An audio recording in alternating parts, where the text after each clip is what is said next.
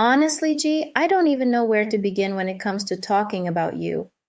G wasn't the worst of my exes, far from it, but he was definitely the most unfaithful. Fidelity has never been a strong point in my relationships, but with G, it was on another level. I don't know if, in our 3 years of chaotic ups and downs, G ever really loved me, or if he was just playing a part. With him, I laughed a lot. I cried even more. But above all, I grew a lot. I even doubt a single episode could cover the whole story of G. From our first meeting to our final split, G played a key role in my journey to reconciling with my Afro identity. G was Congolese.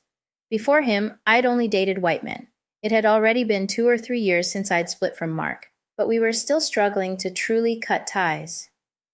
G's arrival marked a turning point, a need for a clean break from my past. The fact that he was black seemed like a small detail at first, but looking back, I realized how significant it was. Being with someone who looked like me, shared my quirks, helped me shed my insecurities and fully embrace who I was. It was liberating. G seemed perfect, and I could have imagined my life with him. But there was one big problem. Despite what he claimed, G wasn't exactly single, and that's where our story really began. Episode number 9, G.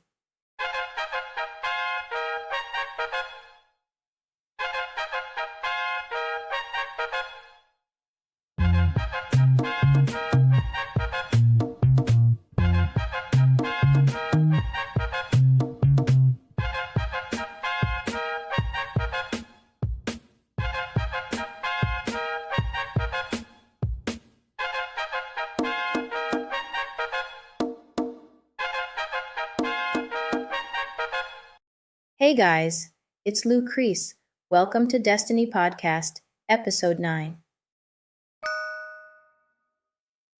Before we dive in, I just want to take a moment to thank you all from the bottom of my heart. Thank you for giving me a small space in your lives by listening to this podcast. As I'm writing this episode, I have no idea if Destiny Podcast has reached 100, 1,000, or even 10,000 listens over these 9 weeks. But what matters is to say thank you. So really, thank you all. With that emotional moment out of the way, I know you're eager to hear the rest of my story with G. We met during the summer of 2017 at a protest in Paris. I still smile when I think about our first meeting because up until the last minute, I almost didn't go to that protest. I threw on a pair of shorts, a t-shirt, and my sneakers in a rush, not even bothering with makeup. I crossed paths with G right as I was about to catch the metro. I was on the platform, and G, already on the metro ready to leave, turned, spotted me, and blurted out, "Oh, she's gorgeous." He quickly got off the metro just before the doors closed. I mean, guys, naturally that made me smile. He jumped out with one of his friends, leaving his whole group behind just to come over and talk to me.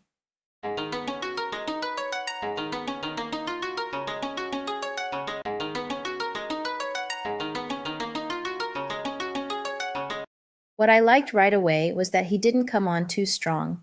He just walked up and started a conversation. If there's one thing to know about me, it's that I hate aggressive flirting. He had me hooked from the beginning. First, he made me laugh, then he was just so natural, totally charming. He kept talking to me until one of my friends arrived. When she showed up, he asked for my number and then got back on the metro to find his friends.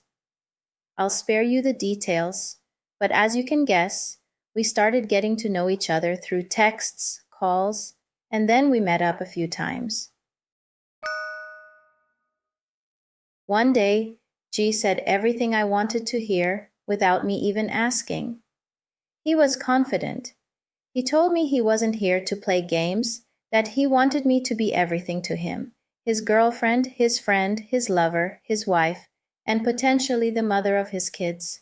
He wanted us to be together. Mark and I had broken up partly because we no longer wanted the same things. Mark was hesitant, reluctant to take the next step of living together after 7 years. And here I was, faced with a man who, just by seeing me, knew he wanted to be with me. Of course, I don't have to spell it out for you. I know you can see the big but coming. That but came up pretty quickly, about 3 months in. The first suspicions started creeping in. Yet I didn't listen to that little voice inside telling me it was strange he never called at night, only early in the morning. Or that it was odd he slept with his phone screen down, close to his pillow. All those little details that make you think something's not right. Over time, G's behavior got on my nerves, and I couldn't stand it anymore. My gut told me there was something fishy, but how could I prove it? My journalist instincts kicked in, and as they say, if you look, you'll find.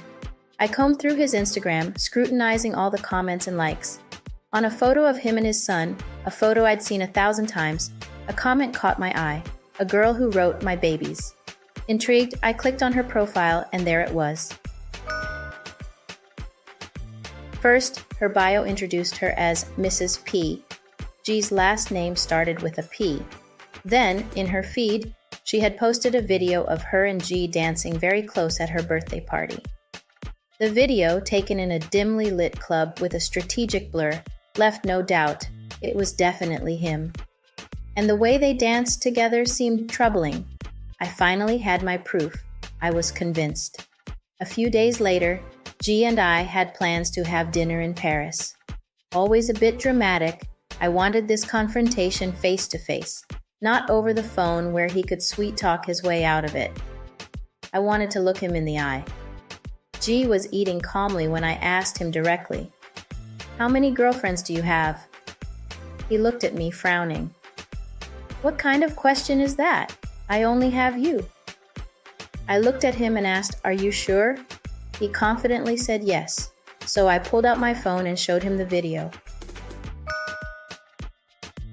He stayed impassive, not exactly stoic, but he hid his emotions well. He told me she was just a friend.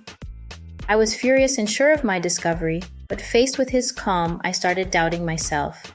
He knew me well. He knew I hated making scenes. He even offered, "Do you want me to call her?" Ladies, if you're like me and hate scenes, and if you ever find yourself in a similar situation and he offers to call the person in question, say yes. It'll save you time. But at that moment, I said no. I told him I was ending things because I didn't trust him anymore. He seemed sad and told me I was making a mistake, that she really was just a friend. With his insistence, I wasn't so sure anymore. That night, instead of going home, I ended up spending the rest of the evening with him and his friends.